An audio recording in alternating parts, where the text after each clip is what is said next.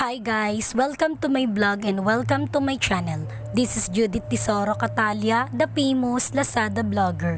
And guys, sorry for the late update. Most of all, I would like to shout out to my close friends and workmates in Lazada. Shout out to you mga manay, Mary Joy Hetimo, Lucinda Libres and Merlita Biahe. Ito na ang request nyo.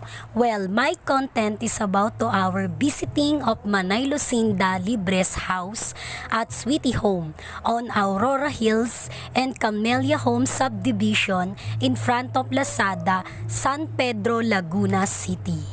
And the episode is about to our bonding and moments with my close friends and workmates in Lazada. Naglakad kami kasama ang mga kaibigan at katrabaho ko papunta sa bahay ng isang katrabaho namin na si Manay Lucinda Libres. Siyempre, makikikapi kami at makikimerienda dahil bumisita kami sa kanyang maganda at maayos na bahay. Grabe, napakayaman ni Manay Lucinda Libres.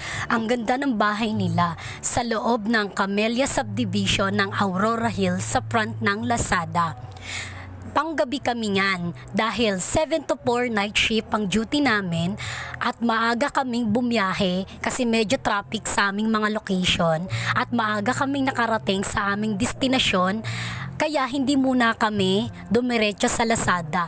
Naisipan muna naming gumala sa bahay ng katrabaho naming si Manay